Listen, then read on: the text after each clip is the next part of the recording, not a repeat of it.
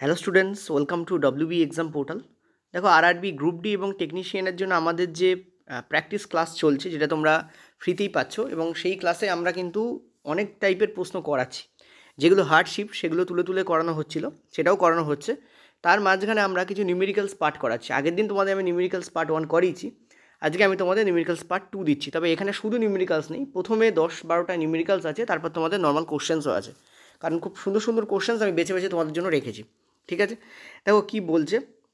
আরেকটা আপডেট তোমাদের দেব, সেটা হচ্ছে যে মনে রাখবে যে অলরেডি একটা স্পেশাল তোমাদের মাঝখানে একটা ব্যাপার হয়েছে, এবং সেখানে বলা হয়েছে যে কোর্টে বলা হয়েছে যে হিয়ারিংটা পিছিয়ে দেওয়া হয়েছিল সেটাকে যাতে আগে করানো হয়, এবং সেই রিকোয়েস্ট কিন্তু কোর্ট গ্রাহ্য করেছে।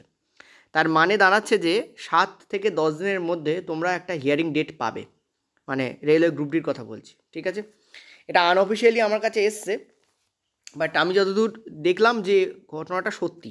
ঠিক আছে, এটা আনঅফিসিয়ালি এসছে। ঠিক আছে, ওই জন্য আমি ভিডিও করে আলাদা করে বলছি না, ছোটো এই ভিডিওটার মারফত বলছি যে হিয়ারিং ডেটটা যেটা 31 অক্টোবর তোমাদের দেওয়া হয়েছে, বা 30 অক্টোবর, মেবি 13 অর্থাৎ 30 অক্টোবর তোমাদের দেওয়া হয়েছে, সেটা কিন্তু তোমাদের কী হবে, এগিয়ে আসবে। অর্থাৎ 7 থেকে 10 দিনের মধ্যে তোমরা একটা ডেট দেখতে পাবে গ্রুপ ডি কোর্টের যে হিয়ারিং তার। ঠিক আছে, চলো। তো এখানে বলছে সেই জন্য প্রস্তুতিকে কিন্তু থামিও না, কখন কি ঘটতে পারে কেউ বলতে পারে না। তো বলছে যে 12 ভোল্টের ব্যাটারি আর এর রোধের সঙ্গে সংযুক্ত আছে, রোধযুক্ত সংযুক্ত থাকে। এই বাংলা করলে এই সমস্যাগুলো হয়। ঠিক আছে, বাংলা করলে এই সমস্যাগুলো হয়। তো 12 ভোল্টের ব্যাটারি আর রোধে সংযুক্ত থাকে যদি বর্তনীতে 2.5 এটা হচ্ছে তোমাদের মিলি অ্যাম্পিয়ার ধারা প্রবাহিত হয়, তাহলে রোধের মান কত হবে। ঠিক আছে, প্রথম কথা রোধের মান দেখো মিলিতে হয় না। ঠিক আছে, তো এখানে এইটা আর এইটা, এই দুটো তো হবে না, এই মাঝখানে দুটো আসতে পারে, এই দুটোর অ্যান্সার হতে পারে, এই দুটো অ্যান্সার হতে পারে। তো নিজেরা একবার ট্রাই করো, তারপর আমার সলিউশন দেখবে। অ্যান্সার তোমাদের বলছে 5000। কী করে স্টুডেন্টদের গোলাবে কোথায়, এই মিলি অ্যাম্পিয়ারে স্টুডেন্টদের গুলিয়ে যাবে। দেখো নর্মালি আমরা যখন ফর্মুলা লিখি তখন আমরা কী লিখি, V equal to I R, এটাই তো formula, V equal to I into R. তো ভি এর মান কত বলেছে এখানে, 12 ভোল্ট। এই যে এখানে আই এর মান আমাদের কত বলেছে, সেটা আমাদের বলেছে কত, 2.4 মিলি অ্যাম্পিয়ার। ঠিক আছে, মনে রাখবে মিলি অ্যাম্পিয়ার থেকে অ্যাম্পিয়ারে কনভার্ট করতে গেলে, কারণ আমাদের কারেন্ট নর্মালি এই ফর্মুলায় অ্যাম্পিয়ারে ব্যবহার করা হয়, কী করতে হয়, 1/1000 দিয়ে গুণ করতে হয়। কত দিয়ে গুণ করতে হয়, 1/1000 দিয়ে, তবে এটা মিলি অ্যাম্পিয়ার থেকে অ্যাম্পিয়ারে কনভার্ট হয়ে যাবে।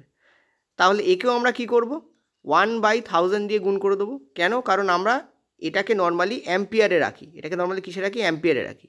ইনটু রোধকে যদি ওমে রাখি, তাহলে আইকে আমরা অ্যাম্পিয়ারে রাখি। ঠিক আছে, এখান থেকে দেখতে পাচ্ছি এই দশমিক উড়ে গেলে নিচে আরেকটা জিরো আসছে, এটা কাটলে 2 হচ্ছে, 2 দিয়ে এটাকে কাটলে হচ্ছে 5। ঠিক আছে, তাহলে এখানে কী আসছে, 1/5000 ইকুয়াল টু তোমাদের ইন্টু তোমাদের আর ইকুয়াল টু আমাদের এখানে 1। তো এটা এদিকে চলে গেলে কী হয়ে যাবে, 5000 হয়ে যাবে। তো that is the correct answer. এই জন্য এখানে কারেক্ট অ্যান্সার করেছে কত, এই। ঠিক আছে, ক্লিয়ার হয়েছে। শুধু এইটুকু জানার ব্যাপার ছিল যে মিলি অ্যাম্পার থেকে অ্যাম্পিয়ারে কনভার্ট করতে গেলে 1/1000 দিয়ে গুণ করতে হয়। তাই আমরা কথা বলি, আমি তোমাদের যে 30টা পেডের কথা বলছি, পেড ক্লাসে আমি যে তোমাদের 30টা কোশ্চেন সমন্বিত যে প্রথম আমাদের মক টেস্ট এসেছিলো, যেটা কিনা পিডিএফ ভার্সানে ছিল, সেই 30টা মক টেস্টের মধ্যে দেখবে আমি অনেক মিলি অ্যাম্পিয়ার আর মাইক্রো অ্যাম্পিয়ার দিয়ে করেছিলাম। তার কারণ এই কোশ্চেন্সটা, শুধু এই কোশ্চেন্স না, এরকম অনেক প্রশ্ন পড়েছে মিলি অ্যাম্পিয়ার আর মাইক্রো অ্যাম্পিয়ার দিয়ে। তো সেই জন্য আমি তোমাদের পেডের যে মক টেস্ট ফোল্ডার আছে, সেই মক টেস্ট ফোল্ডারে চলে যাও, সেখানে গিয়ে দেখবে 30টা তোমাদের কোশ্চেন সমন্বিত করা আছে, এবং সেখানে দেখবে বেশিরভাগ প্রশ্ন মিলি আর মাইক্রো অ্যাম্পিয়ারের মধ্যে এসেছে। ওটা আমাদের প্রথম মক টেস্ট ছিল। ঠিক আছে, চলো নেক্সট পরের প্রশ্নে আমরা যাব। নেক্সট পরের প্রশ্ন 2 দাগ। এটা আমি তোমাদের অপশান তুলিনি, কারণ বেশিরভাগ স্টুডেন্টই এটাকে সলভ করতেও পারবে না। ঠিক আছে, অনেক স্টুডেন্টই গোলাবে। তো দেখো কি আমরা অ্যান্সার করবো এখানে অ্যান্সার বলেছে তোমাদের 30.77 ওহম এবং 7.15 অ্যাম্পিয়ার। নিজেরা ট্রাই করো, মানে সলিউশন করার ট্রাই করো। দেখো এখানে বলেছে একটা 40 ওহম, একটা 200 ওহম আর একটা 400 ওহমের যথাক্রমে বাল্ব, টোস্টার এবং জলের ফিল্টার কীভাবে লাগানো আছে, দেখো সমান্তরাল বর্তনীতে লাগানো আছে এবং 220 ভোল্টের উৎসের সাথে লাগানো আছে। তাহলে আমরা সমান্তরাল বর্তনীতে ওহম যখন আমাদের থাকে, তো টোটাল ওহম পাওয়ার জন্য আমরা কী করি, 1/40 প্লাস 1/200 প্লাস 1/400 করে দিই।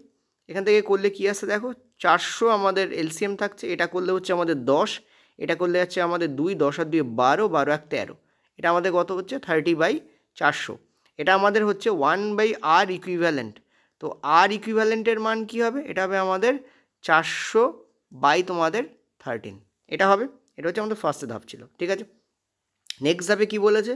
তোমাদের বলেছে যে এবং এটা যুক্ত আছে কিসের সঙ্গে? 220 ভোল্ট উৎসের সাথে যুক্ত আছে। পরেরটা কি বলেছে? যে ধরা যাক একটি বৈদ্যুতিক ইস্ত্রি যখন এটি 220 ভোল্ট উৎসের সাথে সংযুক্ত থাকে তখন উপরের 3টি যন্ত্রের মতো একই তড়িৎ টানে, তাহলে ইস্ত্রির রোধ এবং প্রবাহিত তড়িৎ কত? দেখো এটা এই যে 3টে একসাথে যে ভোল্টের সাথে যুক্ত আছে, এই একটা বৈদ্যুতিক ইস্ত্রি সেম ভোল্টের সঙ্গেই যুক্ত আছে এবং দেখতে পাচ্ছ এদের সম্মিলিত যা রোধ হচ্ছে মানে এইটা 400/13, এই পরিমাণ রোধই কিন্তু ও টানছে, কারণ দেখতে পাচ্ছ একই তড়িৎ টানে। তড়িৎ যখন এক, ভোল্ট যখন এক, তখন রোধ তো একই হবে না? ভালো করে বুঝবে। বলেছে কি যে ওপরে 3টে মিলে যে তড়িৎ টানছে সেম তড়িৎই ও টানছে, আর ভোল্ট এখানে যা আছে এখানেও তাই আছে। তাহলে ভি যদি এক হয়, আই যদি এক হয়, তাহলে আরও তো একই হবে। ভিও সেম, আইও সেম, আরও তার মানে সেমই হবে। তাহলে মানে ওপরে যে আমাদের রোধ বেরিয়েছে সেইটা বৈদ্যুতিক ইস্ত্রিরও রোধ হবে। সেটা কত? সেটা হচ্ছে এইটা 400/13। 400/13কে ক্যালকুলেট করলে আমরা দেখতে পাচ্ছি 30 তো সামনে চলেই আসছে, ঠিক আছে। তার মানে 30 যেটা আছে এই যে এটাই অ্যান্সার হয়ে যাচ্ছে। দেখো একটাই আমাদের মানে এইটা একটাই অ্যান্সার বের করলে আমরা উত্তর পেয়ে যাচ্ছি। মানে একে ভাগ করলে যেটা আসে সেটা 30.77। আমি 30টা পেলাম, 77টা আমি ক্যালকুলেট করিনি, অ্যান্সার দিকে তাকালাম, উত্তর পেয়ে গেলাম, ঠিক আছে। এটা অ্যান্সার হয়ে গেল। এবার পরের টপিকটার উত্তরটা দিয়েও দিই, যদিও অ্যান্সার বেরিয়ে গেছে, বাট উত্তর দেওয়াটা জরুরি যে 7.15 কী করে আসছে। দেখো আমরা ভি = আইআর ফর্মুলা লিখব ডেফিনেটলি। তো ভি এর মান কত এখানে? বলেছে 220 ভোল্ট, বসাও, ঠিক আছে। আয়ের মান কত এখানে? সেটাই তো বার করতে বলেছে। আর এর মান কত এখানে? এটা বসাবো না, এইটা বসাবো। কত হচ্ছে আমাদের? 400/13, ঠিক আছে। ক্যালকুলেট করলে কী পাচ্ছি? 0 0 কেটে যাচ্ছে। এটা হচ্ছে আমাদের 11, এটা হচ্ছে আমাদের কত? 20। তার মানে এদিকে গেলে কি আসছে আমাদের? এদিকে যদি যায় তাহলে কী আসছে? 11 × 13 মানে 143 বাই তোমাদের কী হচ্ছে? 20। এইটা ইকুয়াল টু আমাদের আই আসছে। এটাকে ক্যালকুলেট করলে দেখো 7 × 2 করলে আমাদের কত হচ্ছে? 140। দেখো 7 এখানে প্রথমেই আছে, তার মানে ওইটাই আমাদের কারেক্ট অ্যান্সার হবে। এত ampere will be the correct answer. অনেক সময় এই প্রশ্নটাকে জটিল করতে হলে ওরা কী করতো, রেল কী করতো, মিলি অ্যাম্পিয়ারে উত্তরটাকে দিয়ে দিত, ঠিক আছে। বাট এখানে অ্যাম্পিয়ারে অ্যান্সার দিয়েছে, তো correct answer will be this one. বোঝা গেল? ভালো করে বুঝবে। ওপরে টোটাল যা রোধ হচ্ছে, বলেছে নিচে রোধ একই তা বলেনি, কি বলে দিয়েছে? ওপরের এরা মিলে যে ভোল্ট টানছে একটা বৈদ্যুতিক ইস্ত্রি সেম ভোল্টের সঙ্গে যুক্ত আছে এবং এরা যা তড়িৎ টানছে এ একা সেম তড়িৎ টানে। তার মানে ভি এক, আই এক, তাহলে আরও তো এক হবে। তার মানে আর যেটা বের করেছি সেটাই হবে, ঠিক আছে। এই যে বলেছে রোধ কত, এই রোধ হচ্ছে এইটাই হবে এর রোধ। প্রবাহিত তড়িৎ কত? এই ফর্মুলায় ফেললে বেরিয়ে যাবে। ভি আমরা জানি 220, আর আমরা বের করেছি এইটা, তাহলে আয়ের মান আমাদের পেতে আটকায় কে, ঠিক আছে। নেক্সট পরেরটা চলো। 3 দাগ কী বলছে দেখো, একটা 15 অ্যাম্পিয়ার ফিউজের মাধ্যমে একটি বাড়িতে বিদ্যুৎ সরবরাহ করা হয়। 2 কিলোওয়াট এসিএর সাথে একসাথে ব্যবহার করা যেতে পারে এমন 100 ওয়াট ল্যাম্পের সংখ্যা কত? এসি এর ল্যাম্প ভোল্টেজ জন্য নিতে করা হয়েছে। অ্যাকচুয়ালি দেখো এই বাংলা করলে ব্যাপক প্রবলেম হয়। এখানে বলতে চাওয়া হয়েছিল যে এসি এবং ল্যাম্প উভয়ের ভোল্টেজ হচ্ছে এইটা। এই বাংলা হবেই প্রবলেম, ঠিক আছে। এসি অ্যান্ড ল্যাম্পের যে ভোল্টেজ সেটা হচ্ছে এইটাই বলতে চাওয়া হয়েছিল, ঠিক আছে। সরবরাহের জন্য এইটুকু লিখে ছেড়ে দাও তোমরা, ঠিক আছে। এই গণ্ডগোল হবেই, পাকাবেই গণ্ডগোল। যখন আমি বাংলা করব গণ্ডগোল পাকাবেই। আমরা ম্যানুয়ালি চেক করি, তাই দেখো একটা অপশান খিচুড়ি পাকিয়ে গেছে, ঠিক আছে। চলো এটা তোমাদের 25/9/2022 পড়েছে, বাট আমি বলে তো দিলাম, চলো করো।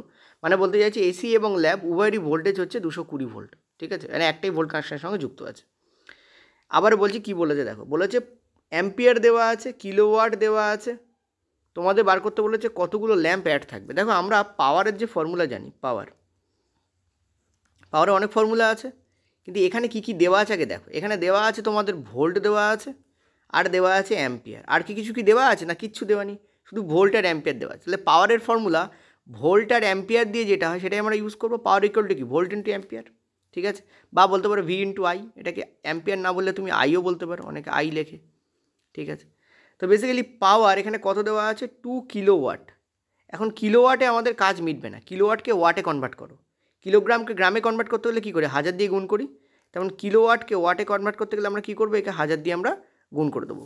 মানে 200 কিলোওয়াট তার মানে হচ্ছে 200 ওয়াট, সরি 2 কিলোওয়াট তার মানে হচ্ছে 2000 ওয়াট। 2 কিলোওয়াট তার মানে কি 2000 ওয়াট, এইটা লিখেছি আমি। ইকুয়াল টু ভোল্ট কত আমাদের বলেছে 220, ঠিক আছে, ইন্টু আই কত আমাদের বলেছে 15, ঠিক আছে। তাহলে এটা ইন্টু করলে তো হয়ে যেত, না সেটা নয়। এই যে 200 কিলোওয়াট এটা তো এসির, এটা তো এসির ভোল্ট। 200 কিলোওয়াট কার ভোল্ট, এটা তো এসির ভোল্ট। টোটাল পাওয়ার কী হবে, যখন আমরা 100 ওয়াটের এক্সটি বাল্ব লাগাবো, এই হচ্ছে টোটাল ওয়াট হবে। এখানে এটা হচ্ছে বাল্বের ওয়াট, বি ফর বাল্ব, এটা হচ্ছে এসি ওয়াট। একা এসি 2000 ওয়াট টানছে, আর এক একটা বাল্ব 100 করে, এক্সট্রা বাল্ব ধরে নাও এখানে লাগানো হয়েছে, তাহলে এখানে বাল্বের কনজামশন এই হবে আর এসির কনজামশন এই হবে, ইকুয়াল টু তোমাদের এটা দেবে। বোঝাতে পারলাম, ইয়েস নো বলে? এই ক্যালকুলেশনটা বুঝতে হবে তোমাদেরকে, না হলে তোমরা অঙ্কটাকে করতে পারবে না। Total power equal to volt into ampere. Total power কি, এসির পাওয়ার হচ্ছে 2000 আর বাল্বের পাওয়ার এক একটার 100, এক একটার যদি 100 হয় এক্সট্রার কত হবে, এক্স ইন্টু 100, তাই না? তোমরা টোটাল এক্সটি বাল্ব, কতগুলো বাল্ব সেটা তো এক্সের ভ্যালু বের করবো আমরা, টোটাল এক্সটি বাল্ব এতটা ওয়াট নেবে, তাহলে এই ওয়াট প্লাস এই ওয়াট মিলে টোটাল ওয়াট হলো, সেটা equal to V into I হবে ডেফিনেটলি। ঠিক আছে, এখান থেকে আমরা কী পাচ্ছি দেখো, এখান থেকে আমরা পাচ্ছি 0, এটা তোমাদের 13, তাই না, 32 33 সরি 3300, তাই তো? হ্যাঁ, তো এইটা হয়েছে। আর এটা যদি এদিকে যায় তাহলে এটা 2000 এখানে কী হয়ে যাবে, বিয়োগ হয়ে যাবে, তার মানে কত হবে 1300। সেই 1300 ইকুয়াল টু কী হচ্ছে 100x আছে, এখান থেকে দুটো শূন্য কেটে দাও, অ্যান্সার কত আসবে আমাদের 13। এক্সের মান কত আসছে আমাদের 13, কতগুলি বাল্ব সেইটাতে এক্স ধরেছিলাম, তার মানে কত হবে 13। ঠিক আছে, চলো পরেরটা দেখো। আজকে টিচার্স ডে, শিক্ষক দিবস, কিন্তু আমার বেসিক্যালি মনে হয় না যে কোনো একটা দিবসকে টিচার্স ডে বলা যায়। বেসিক্যালি ছাত্র আর শিক্ষক এই দুটো কথা যতদিন থাকবে সমাজে, ততদিন প্রত্যেকটা দিবসই টিচার্স ডে, প্রত্যেকটা দিবসই স্টুডেন্টস ডে। ঠিক আছে, কারণ ছাত্র শিক্ষকের সম্পর্ক হচ্ছে সবথেকে বেস্ট রিলেশন। মা বাবার পরে কিন্তু ছাত্র শিক্ষকের সম্পর্ককে রাখা হয়। ঠিক আছে, আর সবথেকে বড় গুরু কিন্তু মা বাবাই হয়। ঠিক আছে, অনেক সময় তারা পেরে ওঠেন না, তার ফলে আমাদেরকে একজন এক্সট্রা গুরুর সন্ধান করতে হয়। সেটা আমাদের লাইফ অনেক সময় আমরা দেখি, এটা বাস্তব চিত্র। কিন্তু ব্যাপার হচ্ছে যেটা, সেটা হচ্ছে তুমি তোমার চারপাশে যদি তাকাও, প্রত্যেকটা জিনিস থেকে কিন্তু তুমি শিখতে পারো। আমরা ছোটোবেলায় একটা গল্প পড়েছি না, পিঁপড়ের গল্প। সো পিঁপড়ের কাছ থেকে আমাদের শেখার ব্যাপার আছে। ঠিক আছে, তুমি একটা পিঁপড়েকে যতবার তাড়াবে দেখবে খাবারের খোঁজে সে আবার বেরোবে। অবশ্যই জীবিত রেখো, তাকে মেরে ফেলো না। তুমি জীবিত অবস্থা তাকে দূরে সরিয়ে আসো, সে দেখবে আবার খাবারের সন্ধানে বেরোবে। যতক্ষণ না সেই খাবারটা পাচ্ছে ততক্ষণ he will or it will move and on so that it could arrange it's food. সেরকমই তোমাদের ফুড হচ্ছে কি সিলেকশান। সুতরাং সিলেকশান না পাওয়া পর্যন্ত থামলে চলবে না। ঠিক আছে, এই যে কোর্ট কেস ইত্যাদি এগুলো হচ্ছে ওই যে তুমি পিঁপড়েকে অনেক দূরে সরিয়ে দিয়ে আসছো, অনেকটা সেরকম। ঠিক আছে, ওইগুলো হচ্ছে পিঁপড়ের জন্য প্রতিবন্ধকতা, তোমার হচ্ছে এগুলো প্রতিবন্ধকতা, কিন্তু থামলে মুশকিল। ঠিক আছে, বিবেকানন্দের কথাই আছে, থামাই হচ্ছে মৃত্যু, চলাই জীবন। সেটা হচ্ছে ইম্পর্টেন্ট জিনিস, মনে রাখতে হবে সব সময়ের জন্য। বেশি জ্ঞান দেবো না, কারণ সবাই তোমরা ম্যাচিওর স্টুডেন্ট, সবাই জানো এই কথাগুলো। জাস্ট টু রিমাইন্ড, অনেক সময় কী হয়, বাসন না মাজলে যেরকম বাসন নোংরা হয়ে যায়, সেরকম মনকে একটু মাজতে হয়, অনেক সময় একটু মনে করাতে হয়। মনে না করালে কী হয় জানো তো, ওগুলো আমরা ভুলে যাই। আমরা ভুলে যাই যে আমরা কে, আমরা কী করতে পারি। এটা ইম্পর্ট্যান্ট। ঠিক আছে, এটা খুব ইম্পর্ট্যান্ট। আমি বারবার নিজেও যখন ইন্সপিরেশন হারিয়ে ফেলি, তখন তোমাদেরকে বলি যে তোমরা আমাকে ইন্সপিরেশন দাও। একজন স্টুডেন্টের যেমন ইন্সপিরেশন টিচার হতে পারে, তেমন টিচারের ইন্সপিরেশন কিন্তু স্টুডেন্টরাই হতে পারে। ঠিক আছে, আমি আমার লাইফে যত ইন্সপিরেশন পেয়েছি, সত্যি কথা বলতে সব আমার টিচারদের কাছে পেয়েছি। আমি লিখেওছিলাম আজকে যে আমার অনেকেই মারা গেছেন, তারা কেউ আর নেই। তাদের মধ্যে স্কুলের অনেক টিচার আছে, কলেজে সেইভাবে টিচার স্টুডেন্ট রিলেশান খুব কম তৈরি হয়। অবশ্যই হয়, কম তৈরি হয়, কারণ কলেজে আমরা ম্যাচিওর হয়ে যাই আর তারাও অনেক বড় হয়ে যান। তারা আর বাচ্চাদের পড়াচ্ছেন এরকম ভাবেন না, যার ফলে ওই রিলেশান গড়ে ওঠে না। ক্লাস 7, 8, 9, 10 এই অবধি কিন্তু টিচার স্টুডেন্ট রিলেশান আমাদের তৈরি হয়। আমরা এখনও আমাদের যে কাকুর কাছে পড়তে যেতাম তার বাড়িতে এখনও যাই, গিয়ে আমরা কিন্তু পিকনিক করি, আমরা গেট টুগেদার করি, যত স্টুডেন্ট পড়তাম আমরা তখন চাটাইতে বসে পড়তাম, মাটির দালান ছিল। তা ব্যাপার সেখানে আমরা এখনও যাই, ঠিক আছে। 25শে ডিসেম্বর আমাদের একটা পিকনিক হয়, গেট টুগেদার হয়, আমরা সেখানে এখনও যাই। জাস্ট তোমাদের সময় নষ্ট করলাম, সরি ফর দ্যাট, একটু আলোচনা করলাম যেহেতু because today is a special day হিসেবে ধরা হয়, ঠিক আছে। তো আশা করি সবার উত্তর বেরিয়ে গেছে। কাকে আর বলবো বলো, তোমাদেরই তো বলবো, তাই না? চলো দেখো কি বলছে ধরা যাক একজন ডাক্তার 2.5 ডায়াপ্টার ক্ষমতার একটি সংশোধন লেন্সযুক্ত লেন্স ব্যবহারের নির্দেশ দিয়েছেন। লেন্সের ফোকাস দৈর্ঘ্য কত? সোজা কথা বলতে এখানে তোমাদের ডায়াপ্টার দেওয়া আছে। ডায়াপ্টার ইকুয়ালটা আমরা কি জানি? 1/f জানি। এফের মান কিন্তু মিটারে থাকে, এটা আমাদের মনে রাখার ব্যাপার। এইগুলো নিয়ে রেল খেলা করে, ঠিক আছে। এইসব মিটার আর সেন্টিমিটার আর তোমাদের মিলি অ্যাম্পিয়ার আর অ্যাম্পিয়ার, এই নিয়ে রেল ব্যাপক খেলা করে। তাহলে আমরা যখন এফকে এদিকে বসাবো তখন ডায়াপ্টার কী হয়ে যাবে? 1/d হয়ে যাবে। আমাদের তো এফই চেয়েছে, এফের মান বেসিক্যালি কী হবে? 1/2.5 হবে। বাট এই যে 1/2.5 এটা কিসে বেরোবে? এটা মিটারে বেরোবে। কিন্তু আমাদের কি বলেছে? মিটার থেকে সেন্টিমিটারে কনভার্ট করতে বলেছে, কারণ সব কটা দেখো এখানে সেন্টিমিটারে দেওয়া আছে। তো মিটার থেকে সেন্টিমিটারে কনভার্ট করতে গেলে আমরা কী করি? যেটা মিটারে বেরিয়েছে এটা মিটারে বেরিয়েছে, একে আমরা কী করব? 100 দিয়ে জাস্ট আমরা গুণ করে দেবো, তাহলে আমরা অ্যান্সার পেয়ে যাবো, ঠিক আছে। কারণ আমরা জানি মিটারকে সেন্টিমিটারে নিয়ে যেতে গেলে আমরা কী করি? সেখানে 100 দিয়ে গুণ করি, সেটাই করছি এখানে। তো ক্লিয়ারলি দেখো এই দশমিক উড়ে যাবে, উপরে একটা 10ও বসবে। এই 25 দিয়ে একে কাটলে হচ্ছে 4 × 10 করলে কত হচ্ছে? 40 সেন্টিমিটার, ঠিক আছে। তো this will be the correct answer. Very easy question ছিল, বাট স্টিল এটাতেও স্টুডেন্টরা কিন্তু গুলিয়ে আসে। আসলে এক্সাম প্রেশারে তোমরা কেমন কী রিয়াক্ট করবে, তোমাদের ব্রেন কত ফাস্ট কাজ করবে, সেটা হচ্ছে ব্যাপার। পরীক্ষা হলে বসে কী করছো আর বাড়িতে বসে কী করছো, দুটোর মধ্যে আকাশ পাতাল পার্থক্য থাকে, ঠিক আছে। চলো নেক্সট পরেরটা। একটা জিনিস সবসময় মনে রাখবে, সেটা হচ্ছে মোটিভেশন কেউ কাউকে করতে পারে না, কিন্তু মোটিভেশন নেওয়ার জন্য মানসিকতা দরকার হয়, আর তাকে গেইন করে ইউজ করার জন্য আরেকটা মানসিকতার দরকার হয়। অনেকে মোটিভেশন পেয়ে গেল, পেয়ে শুয়ে পড়লো, হ্যাঁ, ওই মোটিভেশনের কোনো মানে হয় না, ঠিক আছে। তো কি বলেছে দেখো, একটি আলোকরশ্মি এ মাধ্যম থেকে বি মাধ্যমে প্রবেশ করে এবং ফলত এটি বি মাধ্যম অবিলম্ব থেকে দূরে বেঁকে যায়। বি মাধ্যম এ হবে, বি মাধ্যমে অবিলম্ব থেকে দূরে বেঁকে যায়। এ মাধ্যমের তুলনায় বি মাধ্যমের আপেক্ষিক প্রতিসাঙ্ক হলো।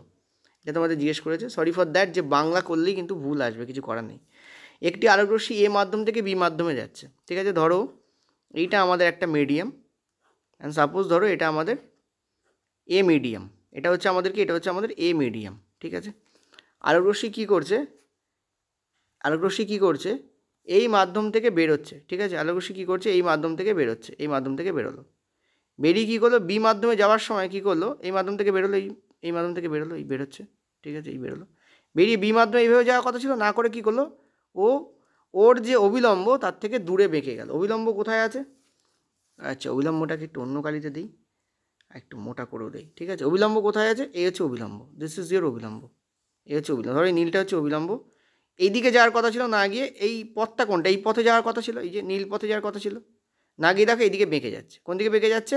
অবিলম্বের থেকে দূরে বেঁকে যাচ্ছে, ঠিক আছে। এবার তোমরা বলবে স্যার আপনি এই যে এ মাধ্যমটাকে এরকম করে কেন আঁকলেন, ঠিক আছে, আর বি মাধ্যমটা কি ওরকমভাবে কেন আঁকছেন? কারণ দেখো অবিলম্ব থেকে দূরে বেঁকে যাচ্ছে মানে এইটা আমাদের ঘন মাধ্যম, এটা আমাদের লঘু মাধ্যম। এগুলো সব প্রশ্ন পড়তে পড়তে মাথায় আসবে, তবে তুমি ready for railway group D exam বা অল টেকনিক্যাল এক্সামস, ঠিক আছে, আন্ডার রেলওয়ে জুরিসডিকশন। রেলওয়ের মধ্যে যে পরীক্ষা আছে তার মধ্যে যত টেকনিক্যাল পরীক্ষা আছে সেটা দেওয়ার জন্য তুমি তখনই প্রস্তুত হবে যখন পড়তে পড়তে কোশ্চেনের রোড ম্যাপ তোমার মাথায় চলে আসবে। তো এখান থেকে এটা গেল, এটা হচ্ছে আমাদের কি? এটা এই যে এটা হচ্ছে আমাদের ঘনমাধ্যম ছিল, এরপর যখন বেরোলো তখন লঘু মাধ্যমে প্রবেশ করলো। তো দেখো আমরা সবাই জানি যে ঘনমাধ্যমের যে প্রতিসাঙ্ক সেটা হাই হয়, লঘু মাধ্যমের প্রতিসাঙ্ক কী হয়? সেটা লো হয়। আর হাই কোনো জিনিস যখন নিচে আসে আর লো কোনো জিনিস যখন উপরে বসে তখন সেটা 1 থেকে মান কম দেয়। দেখে নাও, তুমি যদি 99/103 করো তাও এটা 1 থেকে মান কম দেবে। তুমি যদি 81/91 করো তাও এটা 1 থেকে মান কম দেবে।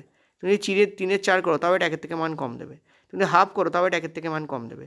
ওপরে যা বসাচ্ছ সেটা যদি ছোটো হয়, নিচে যা বসাচ্ছ সেটা যদি বড়ো হয়, তাহলে ডেফিনেটলি মান কেমন হবে? মান তোমাদের কিন্তু 1 থেকে কম আসবে, অলওয়েজ 1 থেকে কম আসবে। সে ওপরে তুমি 2 লাখ আর নিচে তুমি 2 কোটি বসিয়ে নাও, তাও ওপরে 2 লাখ বসেছে, নিচে 2 কোটি বসেছে, ডেফিনেটলি কী হবে? কম আসবে তোমার, ঠিক আছে। ক্লিয়ার হয়েছে? এবার একটা জিনিস ভালো করে দেখো ক্লিয়ারফুলি, এখানে কি বলেছে? এখানে বলেছে এ মাধ্যমের তুলনায় বি মাধ্যমের প্রতিসাঙ্ক। যার তুলনায় বলেছে সেই ব্যাটা থাকবে নিচে, তার মানে এ মাধ্যম নিচে থাকবে আর বি মাধ্যম কী হবে? উপরে যাবে। আমরা এখানে ক্লিয়ারলি দেখতে পাচ্ছি বি মাধ্যমের প্রতিসরাঙ্ক কম হবে, ওই জন্য আমি নিচে দিয়েছি। তাহলে কমটা ওপরে বসেছে আর বেশিটা নিচে বসেছে, তার মানে ডেফিনেটলি কী হবে, এখানে ভ্যালু কী হবে, একের থেকে কম আসবে। ওই জন্য কারেক্ট আনসার কী হবে, একের থেকে কম, অর্থাৎ last option will be the correct option. এই অপশানটা আমাদের কারেক্ট হবে। ঠিক আছে, এখানে তোমাদের ছিল, বাট আমি এত লিখে ফেলে তারপর আন্ডু করতে গেলে অনেক সময় লেগে যাবে। আমি তোমাদের ডাইরেক্ট বলে দিচ্ছি, একের থেকে বেশি এইটা আমার, কম, এটা আমাদের অ্যান্সার আসবে। ঠিক আছে, চল নেক্সট পরেরটাতে। 6 দাগের প্রশ্ন বলেছে 10 ওহম রোধের একটি তারের কথা বিবেচনা করো। 25/9/2022 ফার্স্ট শিফটের প্রশ্ন। এটির ক্ষেত্রফলের দ্বিগুণ ক্ষেত্রফল বিশিষ্ট এবং একই দৈর্ঘ্যযুক্ত তারের রোধ কত হবে? ঠিক আছে, নিজেরা পজ করে অ্যান্সার দিতে পারো। আমি তোমাদের এখানে বলে দিচ্ছি অ্যান্সার কী হবে তোমাদের, সেকেন্ড অপশান কারেক্ট হবে। দেখো এখানে কি বলেছে, এখানে বলেছে ক্ষেত্রফল, মানে বেসিক্যালি প্রস্থচ্ছেদের কথা বলেছে। ঠিক আছে, বেসিক্যালি কী বলেছে, প্রস্থচ্ছেদের কথা বলেছে। প্রস্থচ্ছেদ কেমন, দেখো এইটা হচ্ছে তোমাদের,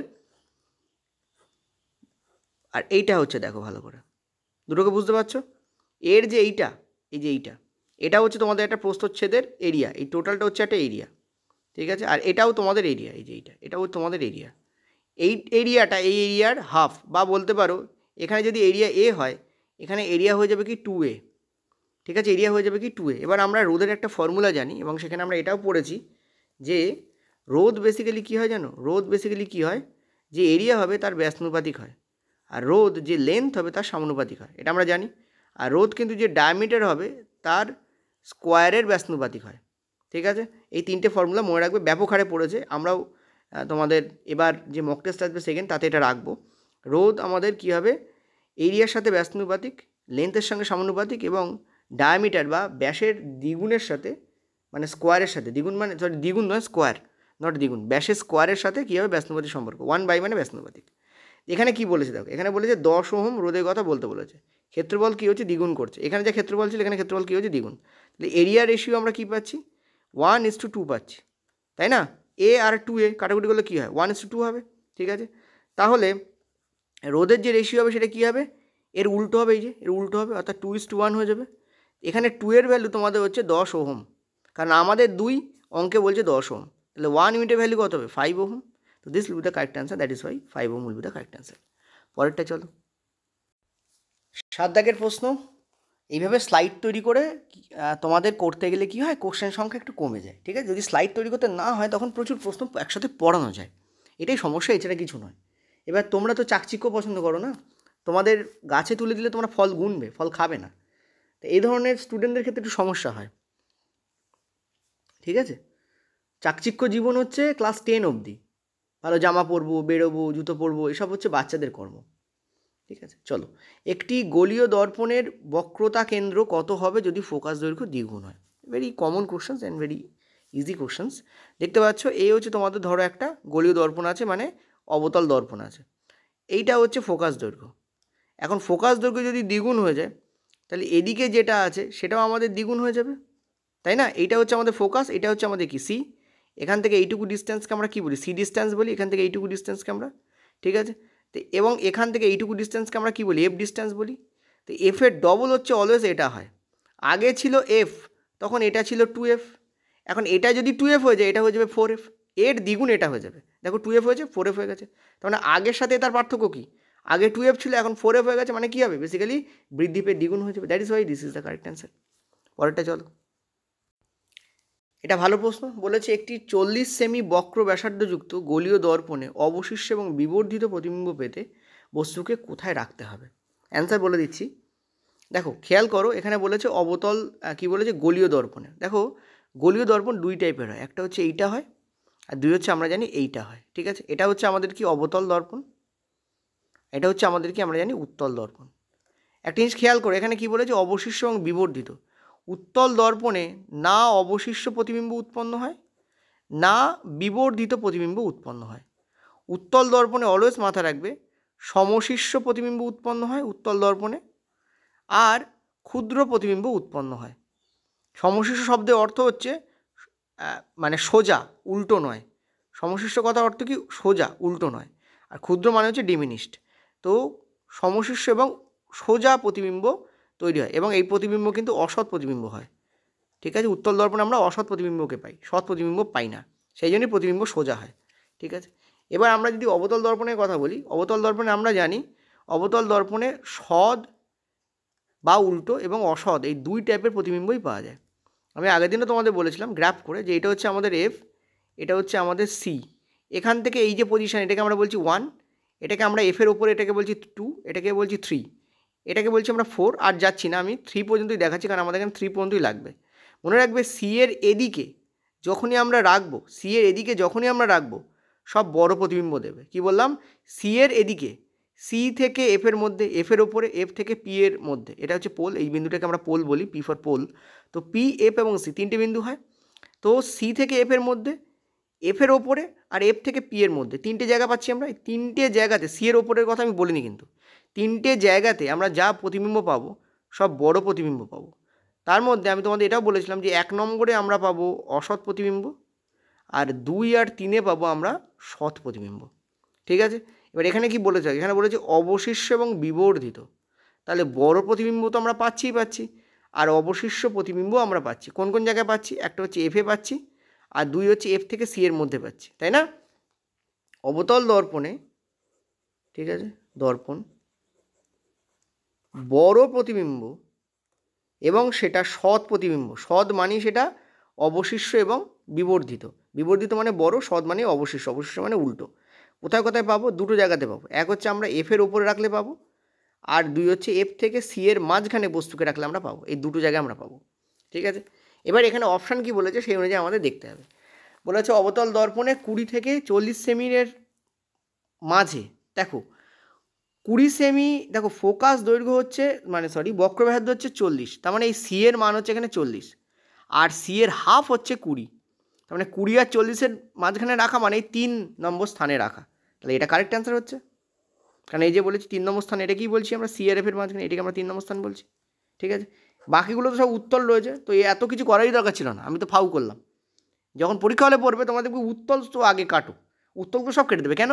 কারণ অবশিষ্ট বলেছে, অবশিষ্ট সৎ প্রতিবিম্ব হয়, আর উত্তল দর্পণ সৎ প্রতিবিম্ব তৈরি করে না, অসৎ প্রতিবিম্ব তৈরি করে। তো ফার্স্ট উত্তলগুলো কেটে দাও, আর উত্তল কাটলে যেটা পড়ে থাকে একটাই অপশান ছিল। ঠিক আছে? নেক্সট চলো পরেরটাতে। অঙ্কটা করাতে করাতে একটা ছোট্ট জিনিস বলবো, সেটা হচ্ছে আমাদের যে কোর্স চলছে, আজকে তোমাদের যে শিক্ষক দিবস আছে তার উপলক্ষে, আজকে আর কালকে, ইনফ্যাক্ট কালকে মানে গতকাল 10টা থেকে শুরুই হয়েছে, তোমাদের কিন্তু কোর্সে ছাড় চলছে। 200 টাকা করে ছাড় আছে, ম্যাথেও ছাড় আছে, সায়েন্সের যে কম্বো ব্যাচ আছে তাতেও ছাড় আছে। শুধু কেমিস্ট্রি এবং শুধু ফিজিক্স এবং শুধু বায়োলজিতে কোনো ছাড় নেই, শুধু বায়োলজি এবং শুধু ফিজিক্সে কোনো ছাড় নেই। ঠিক আছে? কম্বো যে ব্যাচ আছে তাতে তোমাদের ছাড় আছে, আর ম্যাথে তোমাদের ছাড় আছে। যদি কেউ শুধু ফিজিক্স নিতে চাও নিতে পারো, কোনো আপত্তি নেই, কিন্তু সেক্ষেত্রে তোমার ছাড় নেই কোনো।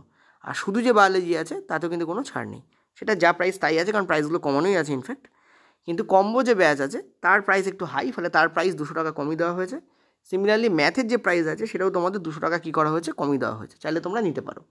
ঠিক আছে? কুপন কোড কত ইউজ করবে? 87 কুপন কোড ইউজ করতে হবে। অ্যান্সার দেখে নাও, আমি আরেকবার বলে দিচ্ছি, কুপন কোড কত ইউজ করবে? 87। ঠিক আছে? তোমাদের যে অ্যাপ আছে অ্যাপে যাও, অ্যাপের লিঙ্ক কোথায় পাবে? প্লে স্টোরে খোলো, খুলে WB এক্সাম পোর্টাল বলে সার্চ করো, যে লোগো তোমরা এই ইউটিউবে দেখতে পাও সেম লোগোই আছে ওখানে লাগানো। ঠিক আছে? তো 87 এই কুপন কোডটা তোমরা ব্যবহার করতে পারবে। এবার আমরা প্রশ্নে চলে আসি। প্রশ্নে বলেছে যে 30 ডিগ্রি সেন্টিগ্রেড তাপমাত্রায় 1 মিটার তারের রোধ হচ্ছে এত, ব্যাস হচ্ছে এত। ওই একই তাপমাত্রায় আরেকটি তারের ব্যাস বর্ধিত করে এত করা হয়েছে, নতুন তারের রোধ কত হবে? দেখো খেয়াল করো, ব্যাসের সঙ্গে সম্পর্ক বলেছে, আমাদের 3টে রিলেশন বলে দিয়েছিলাম। তার মধ্যে কী বলেছিলাম? আর ইকুইভ্যালেন্ট কী হয়? 1/a, আর ইকুইভ্যালেন্ট কী হয়? লেন্থ, আর আর সমানুপাতিক কী হয়? 1/d²। মনে করে দেখো, এটা বলেছিলাম। এই 3টে আমি বলেছিলাম কি বলিনি? বলেছিলাম। ঠিক আছে? এখানে আমাদের কোনটা কাজে লাগবে? এইটা কাজ লাগবে আমাদের। দেখো আমাদের এখানে ব্যাসের যে অনুপাত বলেছে, টেম্পারেচার কাজে লাগবে না, কারণ টেম্পারেচার সেম আছে, এখানেও টেম্পারেচার সেম, এখানে বলেছে ওই একই তাপমাত্রা, so temperature is not considerable here. তো এখানে ব্যাসের যে অনুপাত বলেছে 0.3 আর 0.6, তো পয়েন্টও উড়িয়ে দাও, তো কেটেই যাবে, তো 3 দিয়ে রেখে করলে কত হচ্ছে? 1:2 হচ্ছে। তো ব্যাসের যা তোমাদের অনুপাত, রোধের অনুপাত কী হবে? এদের উল্টো তো হবেই, কিন্তু এদের স্কোয়ারের উল্টো হবে, তার মানে বেসিক্যালি কী হবে? এটা 4:1 হয়ে যাবে। তো এই 4-এর ভ্যালু, 4 ইউনিটের ভ্যালু, এর সাপেক্ষে 4 এসছে, যার ব্যাস ছিল আমাদের 0.3, তার রোধ আমাদের এই ক্যালকুলেশনে 4 এসছে, কিন্তু অঙ্কে বলছে কত 50 ওহম। তাহলে 4 ইউনিটের ভ্যালু হচ্ছে তোমাদের 50 ওহম। তাহলে 1 ইউনিটের ভ্যালু কী হবে 12.5 ওহম। ঠিক আছে, this will be the correct answer. কাটাকুটি প্লেন কাটাকুটি, 4-এর ভ্যালু যদি এইটা হয়, 1-এর ভ্যালু কত হবে 50/4 করলে এটা চলে আসবে। পরেরটা চলো, এটা তোমাদের রিয়েলি কিন্তু ভালো প্রশ্ন, রিয়েলি ভালো প্রশ্ন এটা। ঠিক আছে, সমাধান করার ট্রাই করো। 25/9/2022-এরই যে কোশ্চেন্সগুলো আছে সেগুলো সব তোমাদের নির্ণয় হয়েছে। এরপর তোমাদের 7/10/2022-এর কোশ্চেন্স করানো হবে। ঠিক আছে, এবং এর কিছু কোশ্চেন্স আছে তোমাদের যেগুলো নর্মাল কোশ্চেন্স, নিউমেরিক্যালস নয়, সেগুলো করানো হবে। দেখো অ্যান্সার দেখে নাও কী বলেছে। দেখো বলেছে ধরা যাক একটি বর্তনীতে এল দৈর্ঘ্যের এবং এ প্রস্থচ্ছেদের ক্ষেত্রফল বিশিষ্ট একটি রূপোর তার 5 লেন্থ দৈর্ঘ্যের এবং 9A প্রস্থচ্ছেদের ক্ষেত্রফল বিশিষ্ট অ্যালুমিনিয়াম তার দ্বারা প্রতিস্থাপিত করা হয়েছে। মানে আগে এখানে ছিল একটা তামার তার। ঠিক আছে, ভালো করে বুঝবে, অঙ্কটা কঠিন নয়, একদম ইজি। আগে এখানে ছিল একটা তামার তার, এটা হচ্ছে ধরো তামার তার। ঠিক, আগে একটা তামার তার ছিল। এই তামার তারের লেন্থ যেটা মানে দৈর্ঘ্য যেটা সেটা ছিল এল, আর যেটা প্রস্থচ্ছেদ সেটা ছিল 9 নয়, শুধু এ, অনলি এ। এখন এটার পরিবর্তে কি করা হয়েছে, একটা অ্যালুমিনিয়াম তারকে এখানে আনা হয়েছে।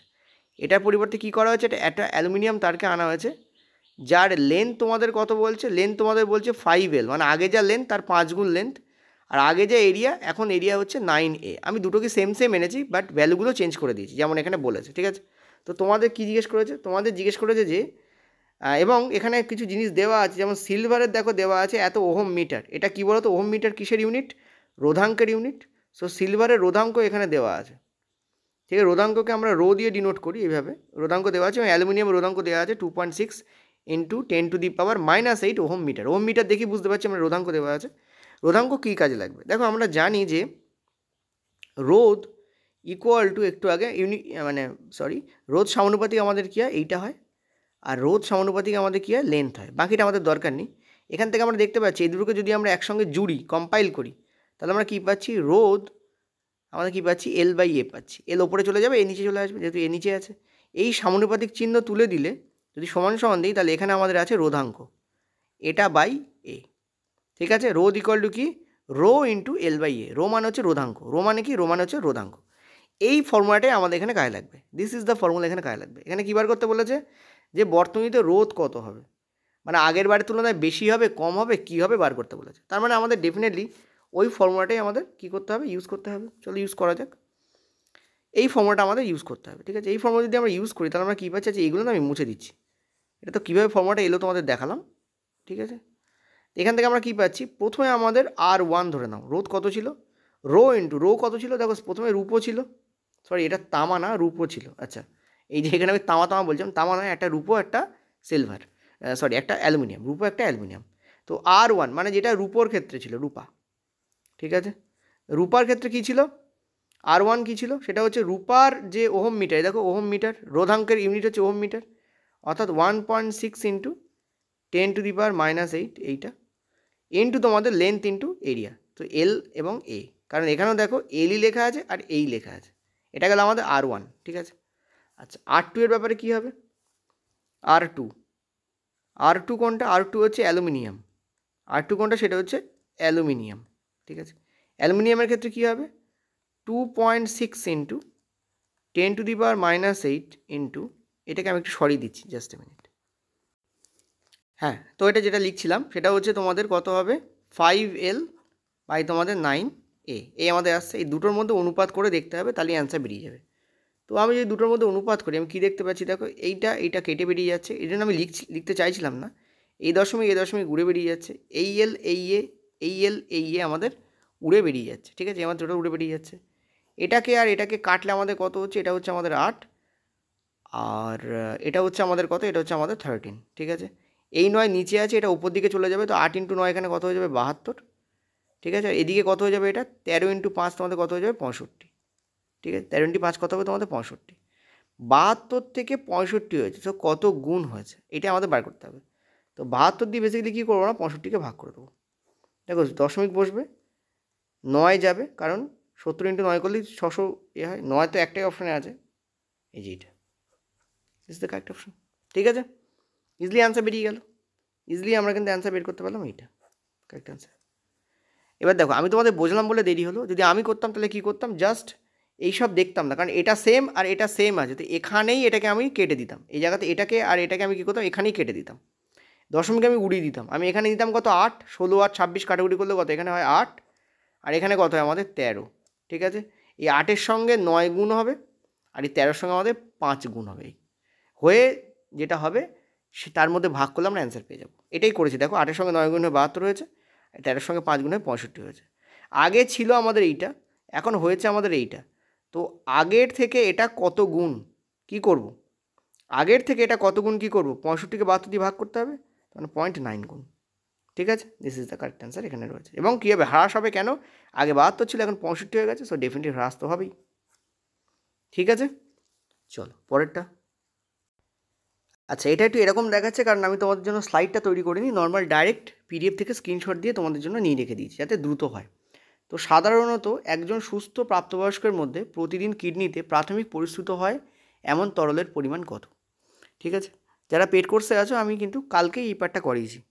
হিমোডায়ালিসিস বলে যে পার্ট আছে তোমাদের জীবনের প্রক্রিয়াসমূহ, তার নিচের দিকে ছোট্ট একটা ব্যাপারে লেখা আছে, সেখানে এটা কথাটা বলা আছে, ঠিক আছে। অ্যান্সার দেখে নাও, 180 লিটার, এটা তোমাদের 11 নম্বর দাগের প্রশ্ন, ঠিক আছে। দেখো 180 লিটার কেন অ্যান্সার হবে, ব্যাপারটা হচ্ছে এটা, আমাদের যে কিডনি আছে না, ঠিক আছে, আমাদের যে কিডনি আছে, দুপাশে আমরা জানি দুটো কিডনি থাকে, ঠিক আছে। আমাদের যে কিডনি আছে সেই কিডনি,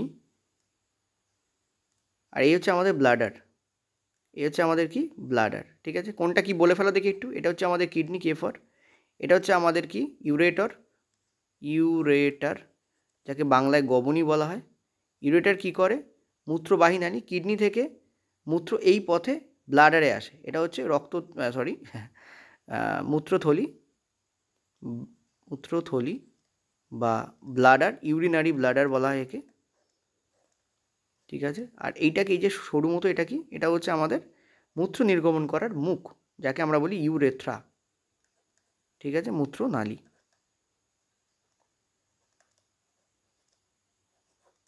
ঠিক আছে। এই হচ্ছে তোমাদের টোটাল পার্ট। আমরা জানি যে মূত্রের এই যে আমাদের রয়েছে কি বলে কিডনি রয়েছে, সেই কিডনির মধ্যে আমাদের আছে হচ্ছে নেফ্রন। কিডনি যদি এই পার্টটাকে কেটে আমরা একটু বড় করে এখানে দেখাই, তাহলে আমরা দেখব এখানে কি রয়েছে, এখানে আমাদের রয়েছে হচ্ছে নেফ্রন, ঠিক আছে। নেফ্রন এই নেমে গেছে, নেমে আবার একটু সরু হয়ে গেছে, সরু হয়ে গিয়ে আবার মোটা হয়ে গিয়ে উঠে একটা সংগ্রাহী নালিকার সঙ্গে এখানে ম্যাচ হয়েছে, এই হচ্ছে তোমাদের নেফ্রনের চিত্র হয়।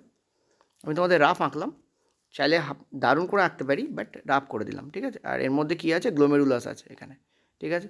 এটা হচ্ছে আমাদের বায়োম্যান্স ক্যাপসুল, বিসি বলে লিখছি। এটা হচ্ছে আমাদের গ্লোমেরুলাস, জি বলে লিখছি।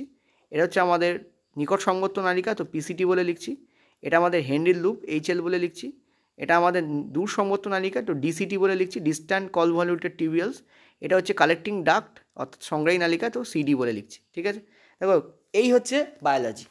বায়োলজি কী জানো তো, এই হচ্ছে ফিগার, তুমি বইতে চাকচিক্যবান ফিগার দেখবে, কিন্তু তোমার মাথায় কিন্তু একটা রাফ ফিগার কাজ করবে, আর সেই রাফ ফিগারটাকে খুব স্পিডে তোমার মাথায় আঁকতে হবে। This is biology.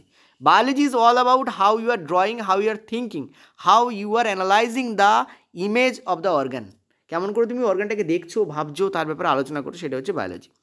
এবার আমরা যদি এই যে হিমোডায়ালাইসিস যখন পড়াচ্ছি, তখন তোমাদের যখন লাস্টের দিকে যাচ্ছি, তখন একটা কথা লেখা আছে যে হিমোডায়ালিসিসে যে তোমাদের পুরো যে তরলটা ব্যবহার হয়, সেই তরলের ওখানে কিন্তু কোনো কী হয় না জানো তো, পুনঃশোষণ হয় না, ঠিক আছে। পুনর্শোষণ হয় না, কী হয় না, রিঅ্যাবজর্পশন বা পুনঃশোষণ কিন্তু এখানে ঘটে না হিমোডায়ালিসিসে, ঠিক আছে, কোনো পুনঃশোষণ ঘটে না। কিন্তু আমাদের কিডনিতে পুনঃশোষণ ঘটে। আমরা যদি কিডনির যদি কাজকর্ম দেখি, তাহলে আমরা দেখব যে কিডনি 180 লিটার পার ডে রক্ত পরিশোধন করে, ঠিক আছে। 180 লিটার পার ডে কী হয়, ভুল বলছি, 180 লিটার পরিশ্রুত তরল উৎপন্ন করে। কিডনির যে নেফ্রন, সে যখন 1 মিলিয়নের বেশি নেফ্রন থাকে, 1 মিলিয়ন লামসাম ধরতে পারো, তো এক একটা কিডনিতে 1 মিলিয়ন করে থাকে, এবং 1 মিলিয়ন নেফ্রন যখন পরিশ্রুত করে তরলটা হাতে দেয়, সেটা হচ্ছে 180 লিটার হয়। কিন্তু আমরা মূত্র ত্যাগ করি মাত্র 1 থেকে 2 লিটার। তাহলে এটা কেন হয়, তার মানে 180 লিটার পরিশ্রুত তরল যায় কোথায়, সেটা হচ্ছে পুনরায় রক্তে আবার চলে যায়, অর্থাৎ পুনঃশোষিত হয়ে যায়। এইটা পুরোটা বেরিয়ে আসে না আমাদের দেহে, এর থেকে 99% কী হয়, পুনরায় শোষিত হয়ে যায়। তাহলে বেরিয়ে আসে কতটুকু, মাত্র 1 থেকে 2 লিটার আমরা মূত্র আকারে বার করি। ঠিক আছে, so this is the correct answer here, this is the correct answer here. ঠিক আছে, এই 1 থেকে 2 লিটার দিয়েও রেল প্রশ্ন দিয়েছে, এটা লিটারে 1 থেকে 2 লিটার, আর এমএলএ কিন্তু 1000 ml থেকে 2000 ml হবে। যদি এমএলএ কল্পনা করো 1000 ml থেকে 2000 ml হবে। ঠিক আছে, এটা মনে রাখবে, এটা এনসিইআরটিরই ডাটা। এনসিইআরটিতে কোথাও 1.8 বা 1.5 বা 1.2 ইত্যাদি লেখা নেই, ডাইরেক্ট লামসাম এটাই দেওয়া আছে। কিন্তু রেল অনেক সময় কী করে 1.5 থেকে 2 লিটার এটাও দেয়। তো মনে রাখবে যেহেতু 1 আর 2 এর মাঝখানে 1.5 আসে, তো ওই রেঞ্জটাও খাটবে, অসুবিধা কিছু নেই। চলো পুরো পোস্টমর্টম করলাম, পরেরটায় চলো। পরের প্রশ্ন, চিপসের জারণ রোধ করতে ব্যবহৃত গ্যাস হলো। দেখো আমরা যে চিপসের প্যাকেট খাই না, দোকান থেকে কিনি, আমরা দেখি প্যাকেটগুলো দেখবে একটু ফোলা থাকে, চিপসের পরিমাণ কম অথচ প্যাকেটের মধ্যে প্রচুর পরিমাণে গ্যাস থাকে। অনেকে বলে যে গ্যাস কিনবো নাকি 10 টাকা দিয়ে, এরকম অনেকে বলে। বেসিক্যালি ব্যাপারটা হচ্ছে এটা, ওটা কোম্পানি করতে বাধ্য হয়। কেন করতে বাধ্য হয়? কারণ ওর মধ্যে যে গ্যাস থাকে সেটা হচ্ছে নাইট্রোজেন। কী করে নাইট্রোজেন? নাইট্রোজেন ওই চিপসগুলোকে অক্সিজেনের সংস্পর্শে আসা আটকায়। দেখো তুমি প্যাকেট যতই এয়ারটাইট করো না কেন, ঠিক আছে, তার মধ্যে কোনো না কোনোভাবে বায়ু ঢুকে যাবেই, আর বায়ু ঢুকবে মানে তার মধ্যে O2 ঢুকে যাবেই। যদি তুমি নাইট্রোজেন গ্যাস দিয়ে ওটাকে ফিল আপ করে দাও, নাইট্রোজেনের জারণ ক্ষমতা নেই, তার ফলে নাইট্রোজেন কী করে না, ফ্যাটের সঙ্গে রিয়াক্ট করে না। চিপস বেসিক্যালি ফ্যাটই হয়, ঠিক আছে, অয়েলস অ্যান্ড ফ্যাটস হয়। সো যদিও এই যে তুমি যদি কখনো চিপসের প্যাকেট কেনো, তার পেছনে দেখবে লেখা আছে প্রোটিন, মানে এটা হচ্ছে কেমন জানো তো, যে দুর্নীতি করার টাকায় তুমি হসপিটাল বানাচ্ছ, একটা এরম হয়ে যায়। ঠিক আছে, যে তার মানে হসপিটাল বানাচ্ছ মানে তুমি দুর্নীতি করার পেয়ে যাচ্ছ, লাইসেন্স পেয়ে যাচ্ছ, তা তো নয়। ঠিক আছে, তুমি হসপিটাল বানাও আর দান করো আর যাই করো না কেন, তুমি দুর্নীতি করছো, সেটা অন্যায়। তোমার অর্থের যে সোর্স সেটা রং, তুমি একটা মানুষকে ঠকিয়ে আরেকটা মানুষকে দিচ্ছ। ঠিক আছে, তো এতে ব্যালেন্স বজায় থাকে না। যাই হোক, সেটা পরের কথা।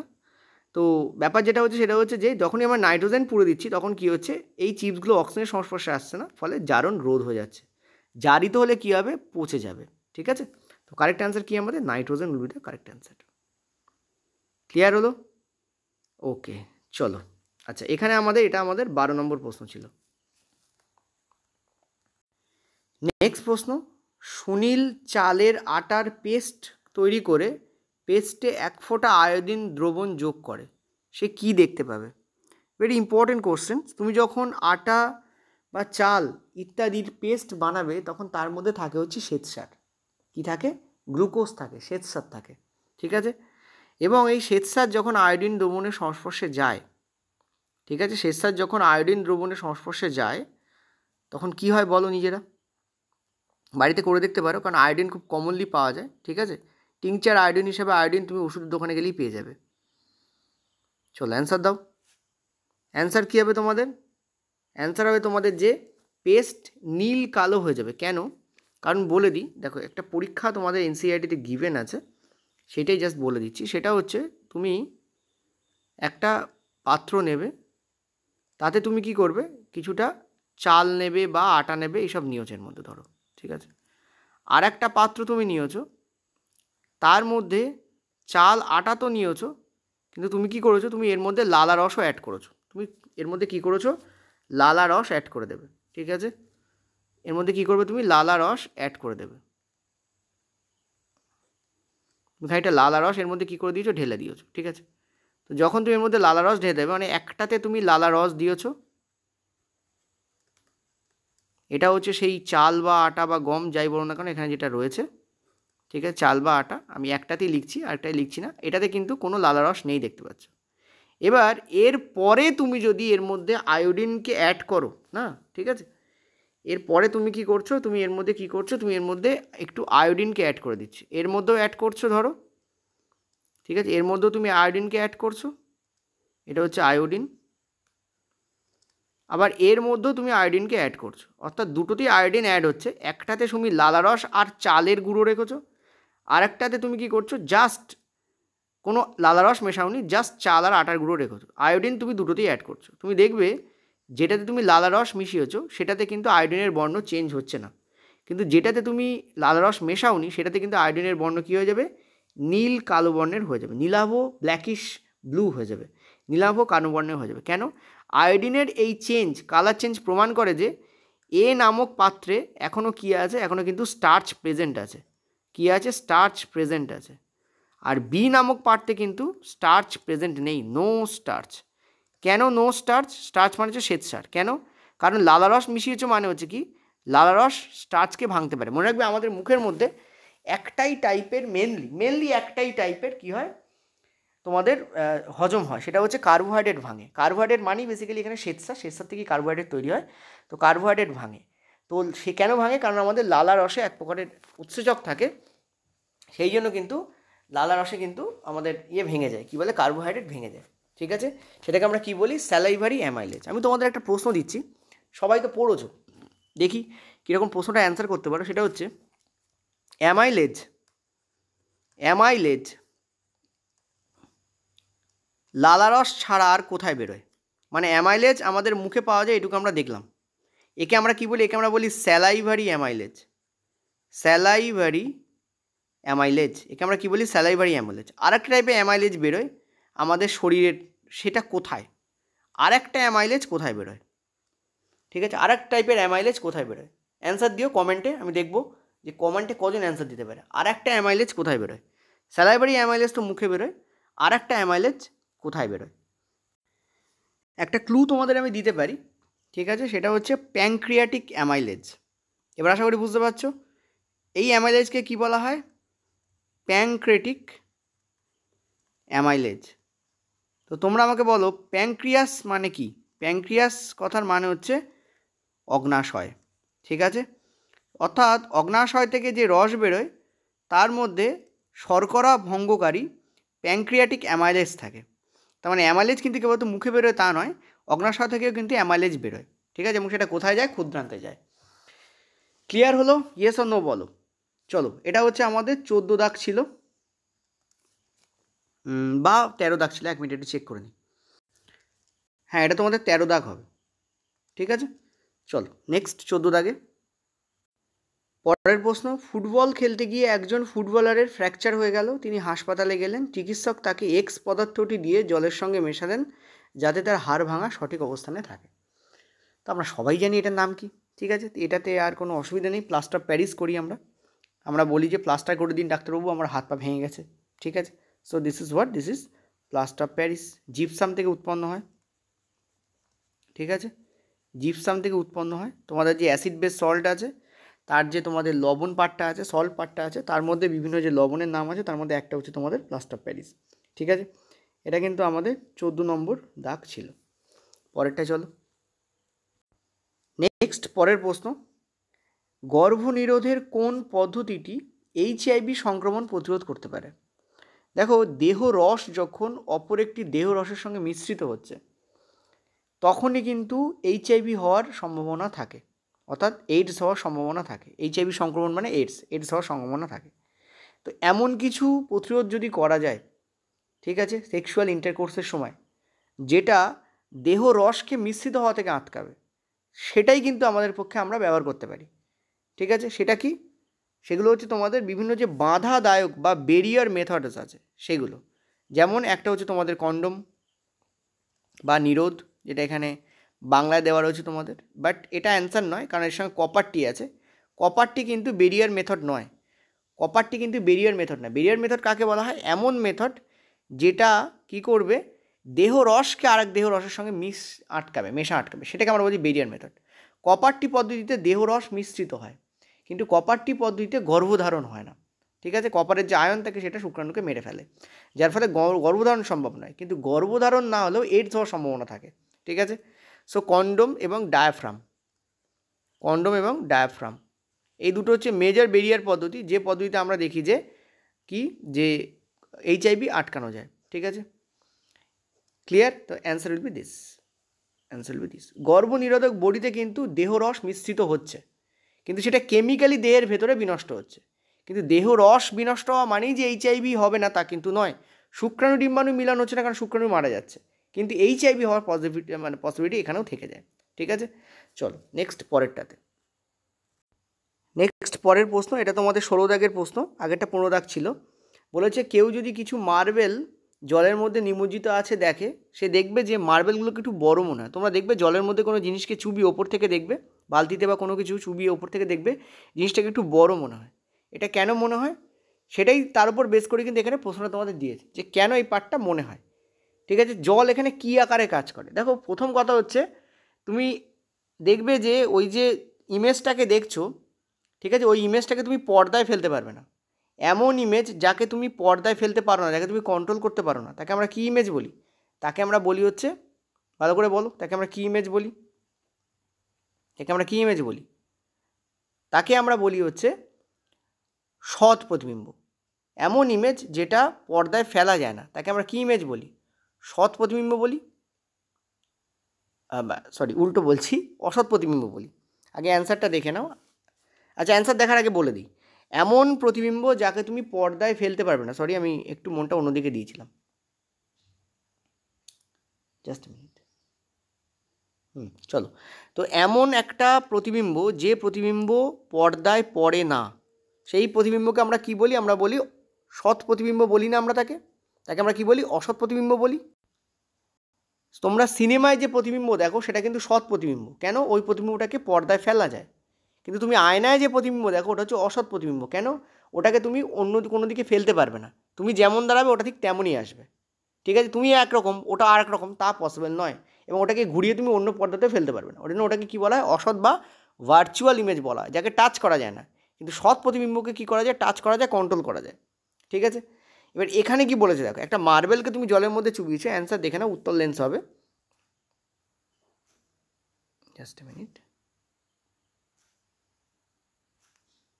হ্যাঁ, উত্তর লেন্স হবে। কী হয়েছে ভালো করে বোঝো। সেটা হচ্ছে যে একটা জলের এখানে পাত্র আছে, ধরো বলে দিই একটু, নইলে গোলাবে তোমাদের। ধরো এখানে একটা জলের পাত্র আছে, ঠিক আছে, ধরো এখানে একটা জলের পাত্র আছে, আর তাতে কিছুটা জলও আছে। ধরে নাও তাতে খানিকটা কী আছে? জলও আছে। ঠিক আছে, এই ধরো জল, এতে ধরো জল আছে, ঠিক আছে, জলের পাত্র আছে, ধরো জল আছে। তুমি কি করলে? তুমি এর মধ্যে একটা মার্বেলকে দিয়ে দিলে। তুমি এর মধ্যে একটা কী করলে? একটা বড় মার্বেলকে দিয়ে দিলে। মার্বেলের যে সাইজ, নর্মালি ওপর থেকে দেখলে দেখবে মার্বেলটাকে একটু বড় মনে হচ্ছে, আর একটু যেখানে রয়েছে তাতে একটু সরে গেছে এরকম মনে হবে। ঠিক আছে, তুমি এখানে যদি চোখ দিয়ে দেখো তুমি দেখবে মার্বেলটাকে তোমার বড় মনে হবে। ঠিক আছে, এটা কেন মনে হয়? কারণ এই যে জল, এটা উত্তল লেন্স আকারে কাজ করে। কী আকারে কাজ করে? উত্তল লেন্স আকারে কাজ করে। উত্তল লেন্সের ক্ষেত্রে মনে রাখবে আমরা বড়, ঠিক আছে, উত্তল লেন্সের ক্ষেত্রে কী মনে রাখবে? আমরা বড় অসৎ প্রতিবিম্ব পেতে পারি, বড় অসৎ প্রতিবিম্ব পেতে পারি। ঠিক আছে, এবার তোমরা বলবে স্যার আপনি উত্তল লেন্স কেন বললেন? অবতল দর্পণেও তো আমরা বড় আর অসৎ প্রতিবিম্ব পাই, তো উত্তল লেন্সই কেন হবে? অবতল দর্পণ কেন হবে না? কারণ অবতল দর্পণেও তো আমরা বড় এবং অসৎ প্রতিবিম্ব পাই। যখন আমরা এফের এপাশে প্রতিবিম্বকে রাখি, পি আর এফের মাঝখানে প্রতিবিম্বকে রাখলে আমরা কী পাই? বড় আর অসৎ। কিন্তু অবতল দর্পণ can not be the answer. কেন? কারণ এখানে মাধ্যম চেঞ্জ হচ্ছে। তুমি যখন চোখ রাখছো তখন সেটা কোথায় আছে? তোমার বায়ুতে আছে। ঠিক আছে, সব কিছু খেয়াল করতে হয়। তুমি যখন চোখ রাখছো তখন সেটা কোথায় আছে? বায়ুতে আছে। ঠিক আছে, বায়ুতে আছে না? আর তুমি যখন চোখ দিচ্ছ তখন সেটা কোথায় আছে? সেটা আছে তোমার জলে। তার মানে এখানে কী হবে? এখানে কিন্তু প্রতিসরণ হবে, প্রতিফলন হবে না। আর প্রতিসরণ লেন্সে সম্ভব। প্রতিসরণ কোথায় সম্ভব? প্রতিসরণ সম্ভব হচ্ছে লেন্সে, আর প্রতিফলন দর্পণে সম্ভব। যেহেতু মাধ্যম চেঞ্জ হচ্ছে তার ফলে এখানে লেন্স হবে, নাকি দর্পণ। ঠিক আছে, আর বড় এবং অসৎ আমরা উত্তল লেন্সেই দেখতে পাই। তো কারেক্ট অ্যান্সার এখানে কী হবে? উত্তল লেন্সে। কারণ দেখো এটা বড় হয়ে গেছে, আমরা মনে হবে যেন এটা বর্ধিত হয়েছে, মানে বড় হয়েছে। আর আমরা এই ইমেজটাকে উল্টোও দেখবো না, সোজাই দেখবো, তো আমরা এটা অসৎ প্রতিবিম্ব হবে। That is why this is the correct answer. এটা কিন্তু ডেফিনেটলি কনসেপচুয়াল এবং ইম্পর্টেন্ট প্রশ্ন ছিল। ঠিক আছে, এটা তোমাদের 17 নম্বর প্রশ্ন। চলো পরেরটায় চলো। কী বলেছে দেখো, বলেছে যে নিচের কোন কার্বন যৌগটির কোনো অস্তিত্বই নেই, অর্থাৎ ফর্মুলা ভুল লেখা আছে। কোন কার্বন যৌগের ফর্মুলা এখানে কী লেখা আছে? ভুল লেখা আছে। অ্যান্সার দাও নিজেরা, অ্যান্সার দাও নিজেরা। দেখো এখানে কি করা রয়েছে? একটা কার্বন নেওয়া হয়েছে, তার পাশে 4টে হাইড্রোজেনকে দেওয়া হয়েছে। ঠিক আছে, এটা কার ফর্মুলা? CH4, মিথেনের ফর্মুলা। সো মিথেন তো এখানে আছেই আছে, আর মিথেন একটা অ্যালকেন হয়, সো মিথেন তো প্রেজেন্ট আছে। ঠিক আছে, CH6, এটা প্রেজেন্ট নেই, কারণ মিথেনের সংকেত আমরা অলরেডি দেখতে পাচ্ছি। আর কার্বনের 4টে লাঠি হয়, কারণ কার্বন হচ্ছে টেট্রাভ্যালেন্ট অর্থাৎ চতুর্যোজী মৌল। সো এটা তো আমাদের অ্যান্সার হতে পারে না, কারণ কার্বনের সঙ্গে কোনো 6টা হাইড্রোজেন আসতেই পারে না, সর্বোচ্চ 4টে হাইড্রোজেন আসতে পারে। এটা আমাদের অ্যান্সার, কারণ এটা হচ্ছে বেঞ্জিনের সংকেত। ঠিক আছে, অ্যারোমেটিক যৌগ বেঞ্জিন C6H6। আচ্ছা, এটা কিসের সংকেত? C2H6। তার মানে C2 মানে হচ্ছে CN আর H2N+2 অর্থাৎ 6, তার মানে C2H6। কার সংকেত এটা? বলো তো এটা কার সংকেত? এটা হচ্ছে মিথেনের সংকেত।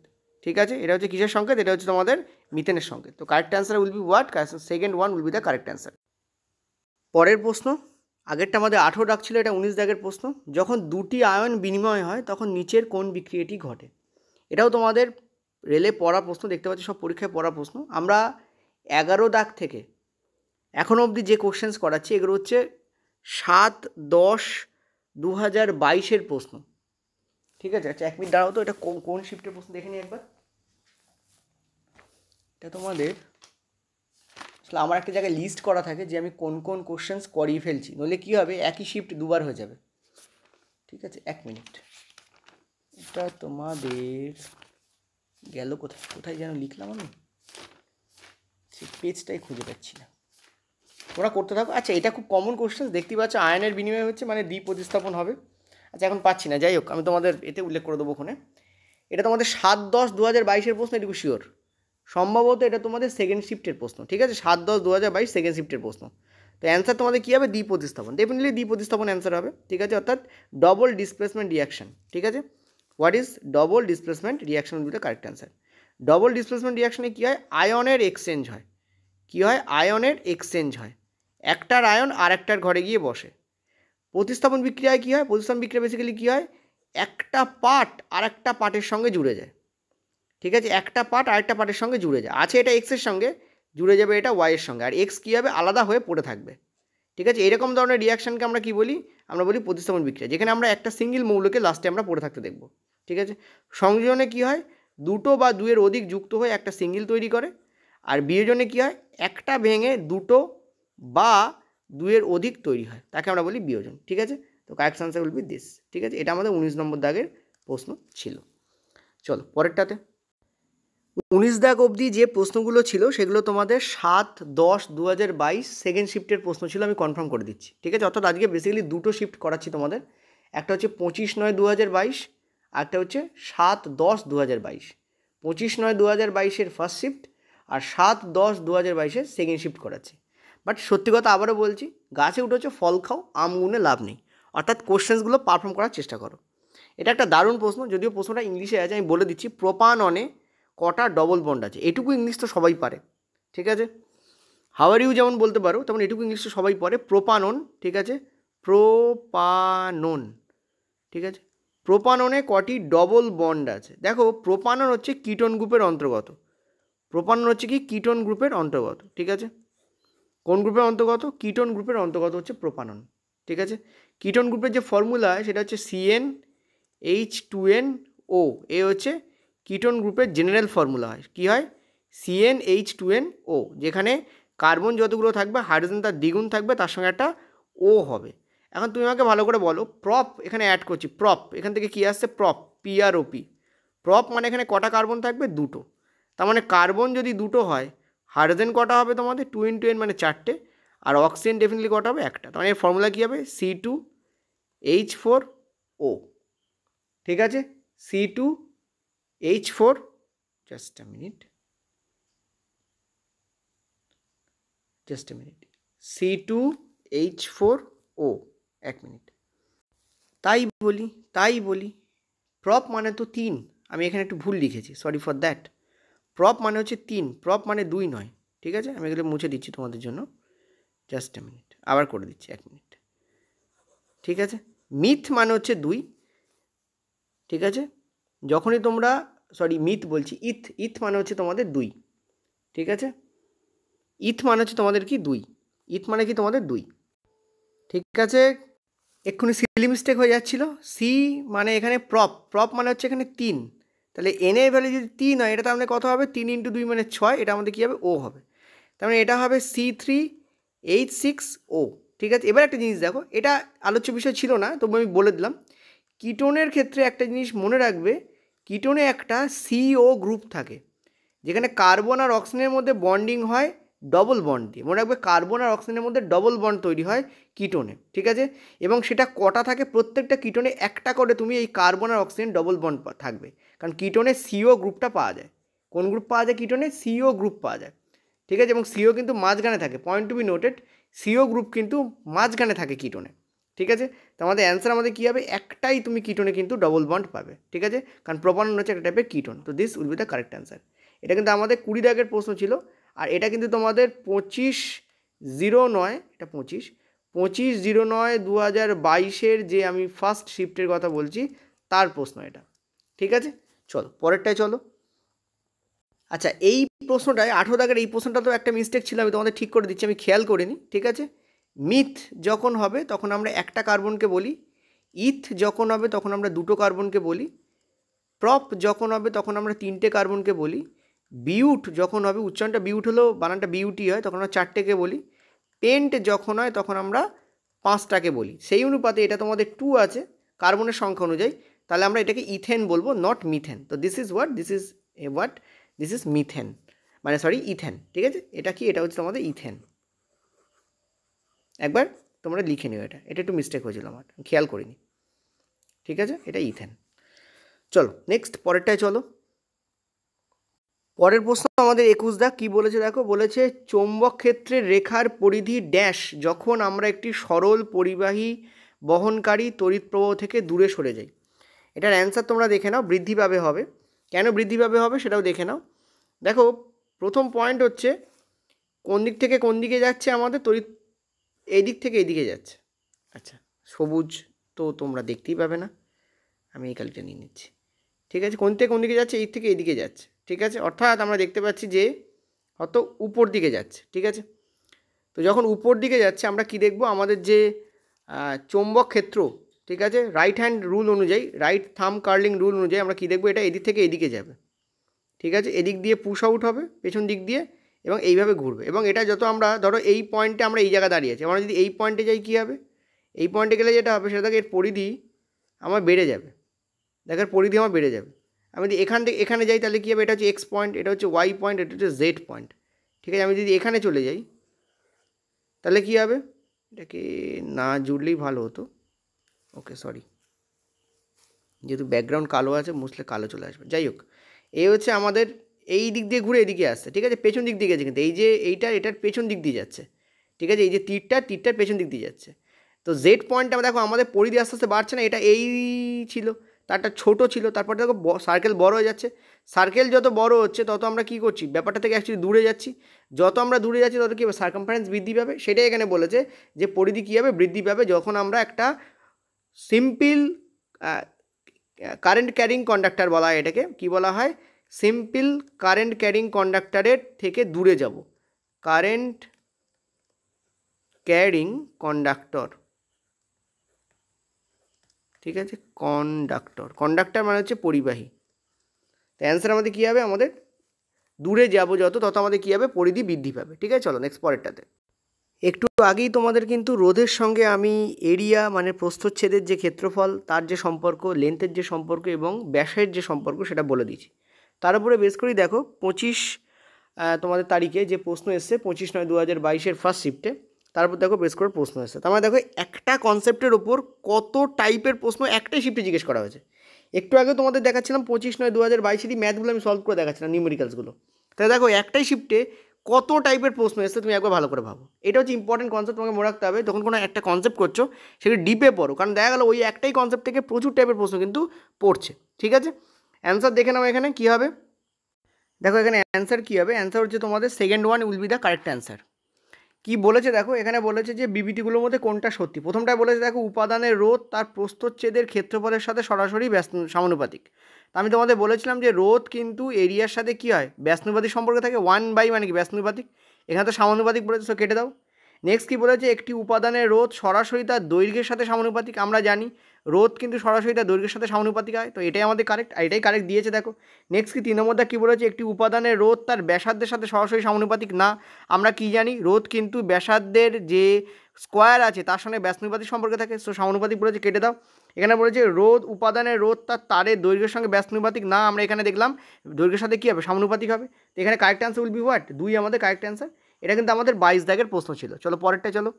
আচ্ছা পরের প্রশ্ন দেখো, এটা হচ্ছে আজকে আমাদের লাস্ট প্রশ্ন। বলছে যে একটা ম্যাজিক দর্পণ আছে, একটা বালককে তার সামনে দাঁড় করিয়ে দেওয়া হয়েছে এবং বলছে যার ফলে বালকটি দেখলো যে তার মাথার প্রতিবিম্ব একই আকৃতির আছে, তার মাঝের অংশ ছোট এবং পাগুলো বড় হয়ে গেছে, তাহলে ওপর থেকে নিচ অবধি ম্যাজিক দর্পণের কোন কোন ধরনের কী টাইপের ওখানে লাগানো ছিল দর্পণ সেটা জিজ্ঞেস করেছে। ঠিক আছে, অ্যান্সার তো যেটা খুব ভালো প্রশ্ন।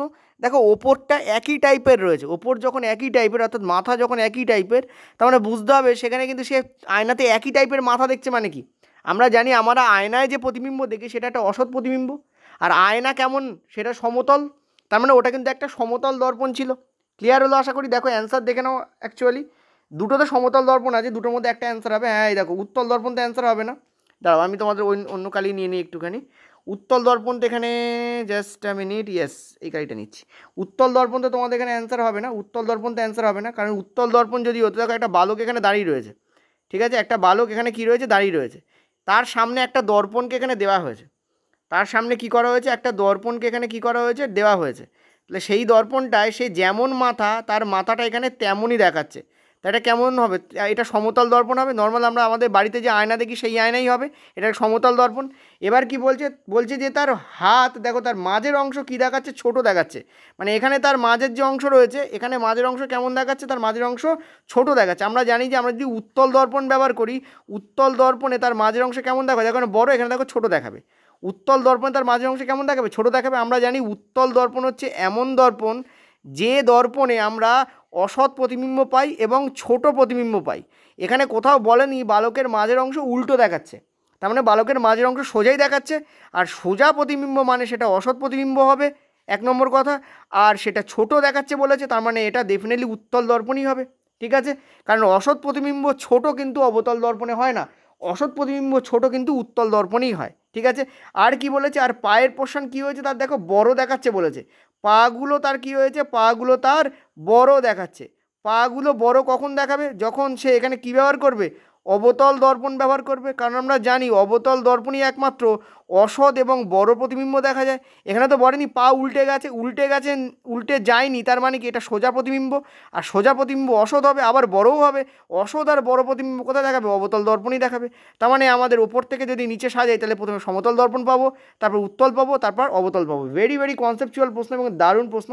তোমাদের টোটাল আজকে এই কটা প্রশ্নই ছিল, এটা তোমাদের 23 দাগ ছিল এবং প্রশ্ন খতম হলো। ঠিক আছে, আর তেমন ইম্পর্টেন্ট প্রশ্ন আমি কিছু পাইনি, খুব এলেবেলে কিছু প্রশ্ন ছিল, আমি বাদ দিয়ে দিয়েছি। দুটো শিফটে টোটাল এই প্রশ্ন ছিল। যদি আমি আর কোনো প্রশ্ন এখান থেকে পাই আমি নেক্সট ভিডিওতে তোমাদের জন্য রেখে দেবো। Thank you. পিডিএফ তোমরা টেলিগ্রামে পেয়ে যাবে বা আমাদের যে হোয়াটসঅ্যাপ গ্রুপ আছে সেখানে পেয়ে যাবে।